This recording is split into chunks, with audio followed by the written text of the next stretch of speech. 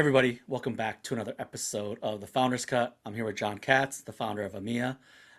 Before we jump into what Amia is, I like to start these episodes by introducing the founder. And so I'd like to take a quick second to talk about, your journey. What were you doing before you started this CPG company? And, tell me a little bit about your journey. Yeah, so my journey, first of all, thanks for having me. I'm excited to be here. So yeah, my journey, I've been in the startup scene for about 15 years. Really started cutting my teeth in the marketing and sales side about 10 years ago, and over the last 8, 9 years, been in more executive level marketing roles, CMO, SVP of marketing at high growth startups, and so work very closely with the CEO to on strategy, raising capital, and then really I led the growth efforts. The last company I was at was actually a fintech company here in Austin, a company called Build. We did subcontractor financing, so construction financing, and had a platform to help facilitate, material finances. And so very different than CPG. I do consult with a number of companies. One of them is actually a CPG brand, CBD company. They're absolutely crushing it. I've been with them since 2019 as executive and marketing advisor. And prior to my company at Build, I was running marketing at a D2C brand that was doing sports gift boxes. So been kind of in a lot of different industries in my time, and really again primarily on the growth and marketing side. So this is your first time leading the ship, though? Actually, no. So I ran prior to the second company. I ran my own tech startup. We were doing a bartering marketplace. So it was me and at the time my girlfriend. So we were doing a bartering platform, actually trying to leverage off of the subscription box craze when Birchbox, Ipsy was coming around, and there were people swapping. So we created a platform to facilitate bartering. The unit economics weren't great, tough to monetize that. So it ended up not succeeding, but it was a great experience and kind of got my feet wet in terms of running my own business. Yeah, I think once you catch the bug, it's hard to shake it, right? It Um, is. let's talk a little bit more about Amia. What's the pain point that you're trying to solve? Man, it's a big pain point, and it's one that I've had for 30 plus years. So migraines impact a billion people worldwide, 40 million people in the United States. And, I've recently found out how big of a role diet and food plays in migraine frequency. And so I've been getting migraines since I was about 7 years old. I've, traditionally relied on medications to kind of help me with managing them. And I've known some food triggers that I've had over the years, but I didn't know the extent, and recently started doing some more research on holistic ways of managing my headaches and came across a book by a pretty famous neurologist, Dr. David Buchholz. And he spoke a lot about dietary modifications, food triggers, and he used an elimination diet with over 3,000 patients over 3 decades to back into common foods that cause migraines. And those foods are really high in tyramine, histamine, sulfites, and nitrates. So as I started to implement this recommendation from him and from the book, I found it very difficult to actually go out and create my own diet for it. It was hard. I couldn't go to the grocery store and just pick up a bunch of things. I had to read labels and cook my own food.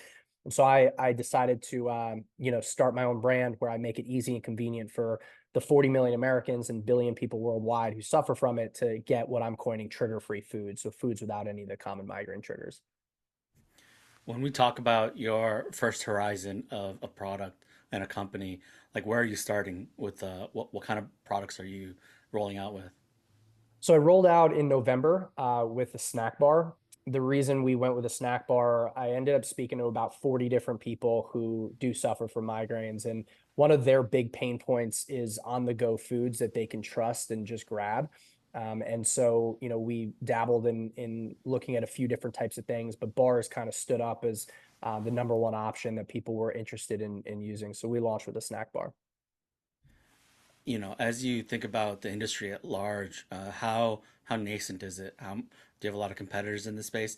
When we first connected, I think you were the first company that I'd spoken to tackling this topic. Yeah. Are there other players in your sector right now? There's no one else doing migraine friendly food. And I'll give you a kind of an example of how interesting that is. I spoke with the director of the Migraine Disorders Association. And she was shocked that no one had done this. She was like, I've been waiting for someone to speak to someone like you for the last 10 years. And finally, someone is doing migraine friendly food. So surprisingly, no one has done this. There are foods that you can get if you stay away from gluten, soy, dairy, artificial sweeteners, chocolate, nuts. You can do it on your own, but there really is no brand fully dedicated to the migraine space.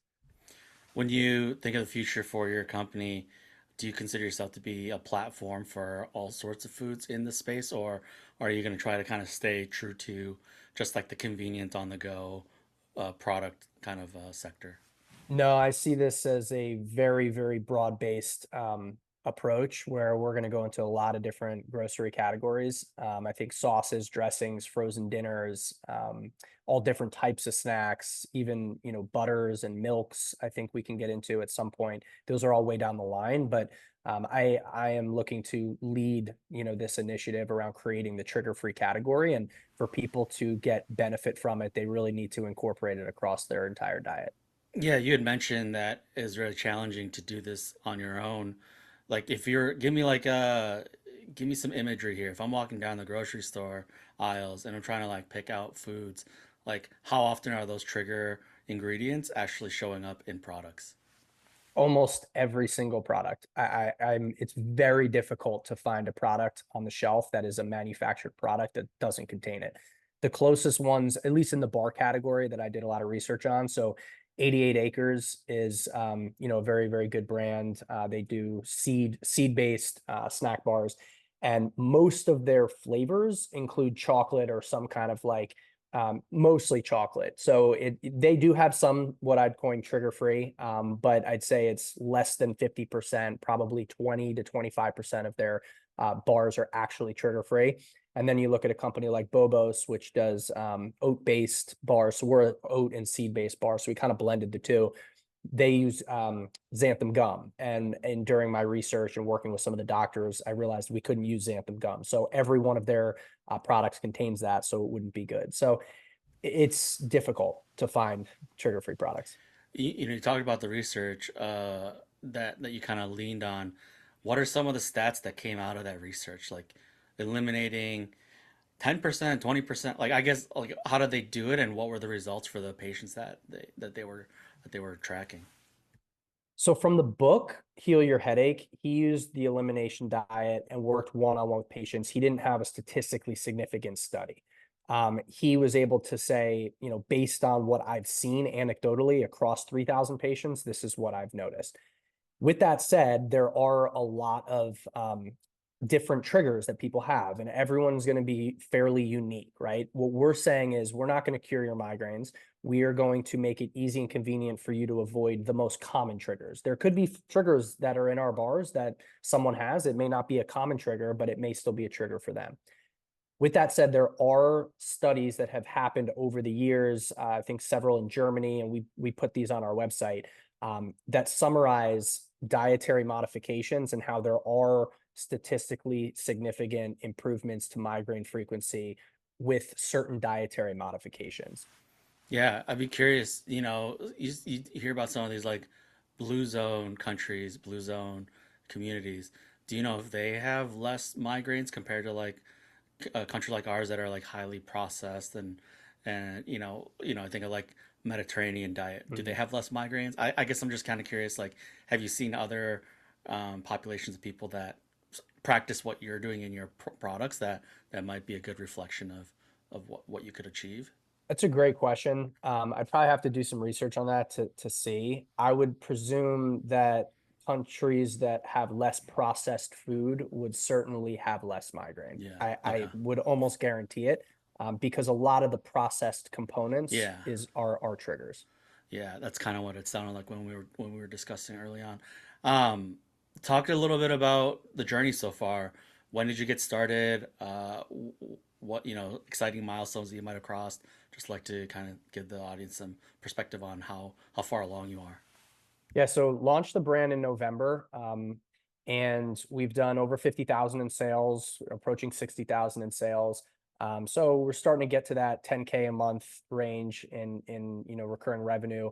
We've got a subscription, and we're definitely starting to ramp that up. We're also on Amazon and starting to really grow that. And then recently got into 2 retail stores. We'll be launching those in June. So these are regional, one's in Chicago and one's here in Texas. And so we'll start to have a little bit of traction on the retail side. So I just started building out all my retail packaging and going into production actually next week to fulfill those orders.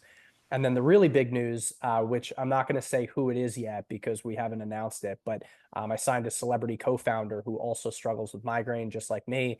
She's been getting them since 2011. She's been on a number of TV shows. Most people would recognize her and know her name. So very, very excited to announce her as my chief brand officer and co-founder. We'll be coming and really announcing this in June at some point. Yeah, congratulations on that. To me, it seems like a very, very compelling addition to the team because I'm gonna guess a lot of people that are trying to figure out their own workarounds and solutions for migraines are probably turning to social media for tips and tricks, right? So Oh, if you no can get someone that's question. got a good audience and a good reach, then it could do numbers, good things for your numbers in the grand scheme of things. As you look towards the end of this year, do you have any ideas on like what you think you're tracking for in terms of ARR? I had a goal prior to having trouble raising capital. So, it depends on how much capital you raise. You can invest in more marketing and more inventory and more Sure. resources. I'll probably be looking at 200 to 250K by the end of the Yeah. year, is really where the goal would be. It was a little higher, but given the fundraising environment, it's been challenging to get capital in the door. Yeah, I mean, getting to a quarter mil if you get there, that's phenomenal for 13 months on the market, right? Like Yeah, it's a really strong year one. So, yeah, I, to the point of challenging fundraising environment, absolutely right. The last 18 to 24 months have been a struggle for everybody at every part of the value stream of like whether it's founders or uh, founder or investors that want to invest in founders or even the people that are writing the checks into the investors, right? It's been an interesting time. So anything you can do to continue to just bootstrap and grow it with a strong, steady foundation will set you up in a really, really great way when the bull market starts to return for startup founders. yeah, for You know, sure. tell me a little bit about what do you envision for this brand when it's at its biggest and baddest, right? What's like, what are your aspirations for Amia? Well, kind of my long-term vision, I want the trigger-free category to be known as, or equally known as, the gluten-free category, the Mm, allergen-free category. And when you look at the numbers, it actually shows that we should be larger than both of those combined. So more people have migraine and suffer from migraine every day than do celiac and people with common allergies combined. So my goal is to make the trigger-free category as, recognizable as both of those. Now, what does that mean? Well, it means when you go into the grocery store, there's trigger-free sections, there's trigger-free categories. And as I'm talking to my celebrity, the co-founder I'm going to be working with, she just recently had a baby, and she was talking about how a lot of the foods that you need to avoid for migraine are also foods that you want to avoid that doctors told her she needed to avoid for pregnancy. mm. So there's a lot of other areas we can get into, adjacent categories, that I think still fit the trigger-free, category itself. So my goal is to just make that known, and as aware of, for people as gluten-free and allergen-free. Give me a hero brand, maybe in one of those other sectors that kind of got to that grand vision. Like what, if there's an investor listening, what is the upside, for Yeah. investing in a company like I think yours? Siete is probably a good one. They have a lot of different products in the gluten free area. I think Siete is probably a good one there. I don't know exactly what revenue they're doing, but I'm pretty sure they're in the 2 to 300 million range. At this point, they're actually based in Austin as well. To me, this market is a 10 billion plus US market alone, just given the size of the target audience that we're going after. But yeah, I think from a brand comp perspective, I'd say Siete is probably a good one. Gotcha. Um, where can people find your products right now if they wanted to, try it out themselves or get it for someone in their lives that do suffer from migraines? So our website's helloamia.com. The company's just Amia, but our website's helloamia.com. And then you can also get it on Amazon. So we're on Amazon Prime. You can get it, next day delivered. So either Amazon or our website. Yeah, seems to be pretty easy to get some good traction on those platforms if you know what you're doing like you do, right? So, Yeah, yeah. um, and then you said the brick and mortars they're going to, they're more local, right? One's local in Texas. They're in it's central. I could say it because I'm finalized with them. Central Market, so I'll be in there. Gotcha. And I think they have 10 stores across the state. And then there's one up in Chicago. I won't mention that yet Sure. just because I'm still waiting on the purchase order, but they're in the northern part of Chicago, in the suburbs. They have 6 retail locations. Out of curiosity, did those people that you were the category owners that you had to Mhm. convince, did they suffer from migraines or did they know somebody that did? Like what was the catalyst for them to be early adopters?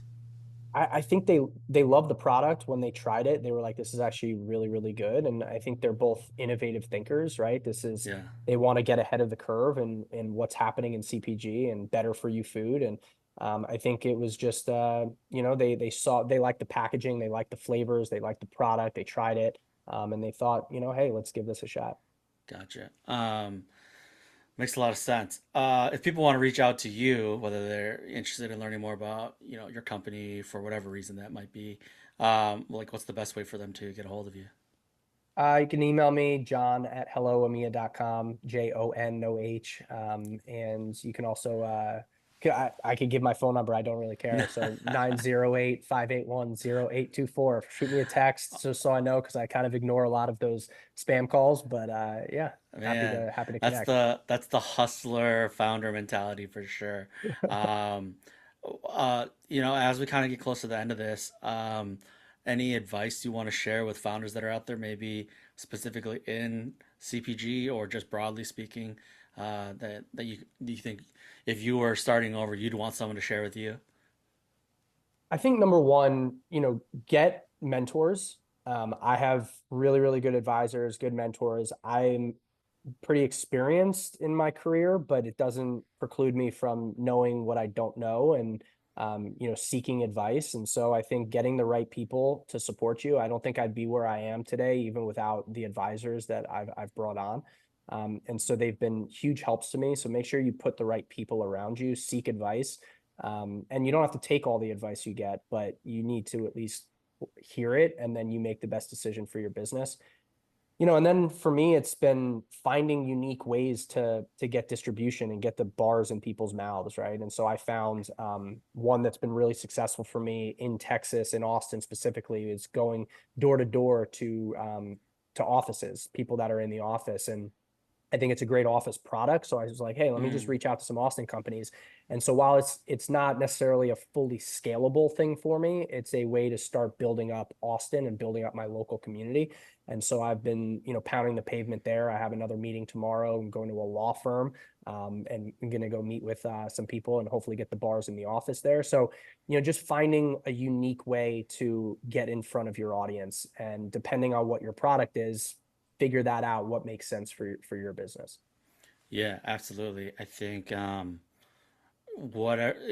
I mean, like just from the last few things you just said, it almost is like you need to just do whatever you can to jump over, crawl under, break through Yeah. any barrier that kind of stands in your way. Yeah. Um, yeah. What are the types of folks that you want to get connected with in the near term that's most important to you, in this current, moment? Yeah, I mean, I think right now, given the announcement of my new celebrity co-founder and the retail expansion, I think capital is really important, and still continuing to raise. So raising on a safe, I will be increasing the safe pretty significantly after the announcement. So I'm probably going to raise another 100K on the current safe. Sure. And then as soon as we make the announcement, show some traction there, get into those retail stores, I'm going to be raising my safe cap pretty significantly, as well as increasing the raise itself. So one of my advisors advised me to, stop going after small money. You've got a huge market to go after right now, and you need to hit it hard. So I'll be raising significantly more than I thought I was going to be raising. So, angel investors, I think, raising that 100K, I'm looking Yeah. to connect with angels and people who are believe in the category and want to see it grow. Yeah, I think there's it's so hard to not know somebody or be someone yourself that deals with this as a pain point. So I can imagine there's angels out there that can resonate with the mission that you're Yeah. going after. Yep. So hopefully you get some access to those people, and certainly I'll see what I can do in terms of helping you get the word out there, especially as you get to the next race too. John, appreciate your time. I appreciate your insights and your knowledge. Any last things you want to leave the audience with? Oh, good question. I love that. Yeah, I mean, I think what's really exciting about this is we're creating something that is number one, really, really needed, right? There's a lot of products out there that how much do you really need certain things, and not to diminish what other people are doing, right? But you can look at things and say, this is truly needed in the market, and this is, a nice to have. I think people that suffer from migraine, getting the right food in their stomach. We all believe that gut health, gut brain health there's a thing there, and what we eat, impacts that. And so there's a need here, and it's a massive, massive market. So, to me, it's we're creating this category, and I'm looking for people to come on that want to see this grow and want to be part of the journey. Yeah, you can be politically correct about it, how you said it, but I'll say it for you, right? You're, I want to see more companies build stuff that actually matters and not things Yeah, that are just kind of adding more waste, adding more take, and not yeah, enough give. So, yeah, yeah.